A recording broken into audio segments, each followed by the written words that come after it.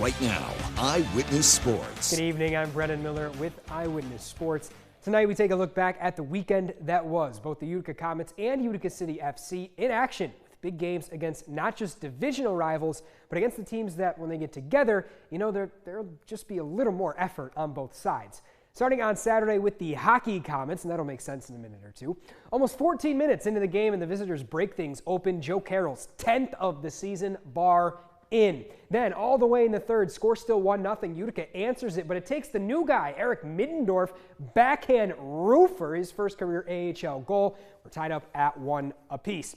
Then a little less than 8 minutes later, mistake in the D zone. Sean Day loses his edge. Graham Clark scoops it up and beats Matt Tompkins in net right past the blocker. Utica takes the lead with just under 12 minutes to play. That's how it stayed until 14 seconds to go in the contest when the man whose bobblehead was being given out that night, Ryan Schmelzer, the captain, slots one home. His 10th goal of the season on the empty net, extending a 6-game home point streak for him as well. Utica wins the game 3-1, the final score. Kira Schmid made 22 of 23 saves, the second star of the night, with Clark and his game winner locking him the first.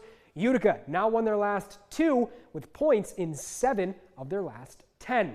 The next night, it was another Comets team gracing the floor of the Adirondack Bank Center. The Kansas City Comets paid Utica City FC a visit. The Blues taking an early lead via Keaton Woods, and when I say early, I mean early. 15 seconds in Utica, and they're on top. That lead lasted all of a quarter, though. The Comets answering in the second via a defensive miscue from the Comets. Backup goaltender Brian Wilkin in there, and Henry Ramirez scores past him. So we're still tied going into quarter 4, 3-3, but the city wants this Eastern Division win. Mo Ndiaye keeps it on the ground. Steven Fernandez redirects it in from in close to give his squad the lead. And then a little insurance. Frank Tayu finds the Utica kid. He sacks Somo for the tap-in here. The city adds another pair. After that, Wilkin locked it in the second half. He finishes with 12 saves and only 3 goals allowed as the game's first star. Utica City FC solidly in second place in the division, only behind unbeaten Monterey with a 7-3 victory yesterday.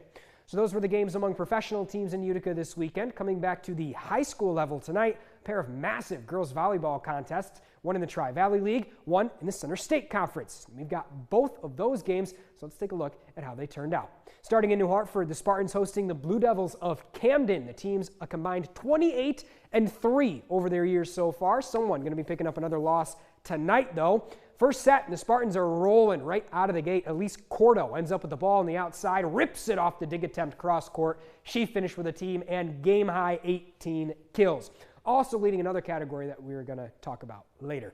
Same set, and the Blue Devils putting up a fight. A few really, really good rallies, defending well to get the ball back over. But New Hartford getting swing after swing on the Camden back line. Finally, though, Haley Gladdell, the middle, gets her hands on a swing and keeps that on the Spartan side despite the block kill there. New Hartford dominates set 1, winning 25-8. Second set, a lot of the same. The freshman right side here, Keegan Matthews, gets a lefty swing in the court, right in the corner. A beautiful back assist via Abby O'Connor. O'Connor goes over 1,000 career assists as the lone setter for the Spartan squad.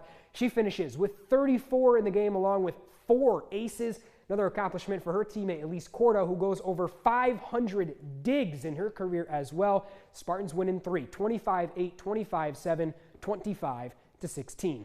Now in the Center State Conference, these two squads with even better records combined, Mount Markham and Cooperstown. Only 1 loss between them, and that actually came earlier this year when the Mustangs beat the Hawkeyes head-to-head. So in games where they hadn't played one another, undefeated, 27-0. And the set record, even better, 78-5. These two seeds, the 1 and 3 in the Class C standings going into this game. Only fellow unbeaten Beaver River sandwiched between them. So a game, there's a good chance, could be a sectional playoff preview. More than likely close to the end of sectionals as well. The winner of this game also going to claim at least a share of the CSC Division II conference title. Mount Markham could have won it outright if they got the win. This one, no final score reported at the time that we needed to have things in for the show, but I will say Mount Markham had won the first and second sets, the second one 25-17. So on track to keep that undefeated record going. At home are the Mustangs. Good hockey, good soccer, good volleyball. We're getting everything under the roof today. All right.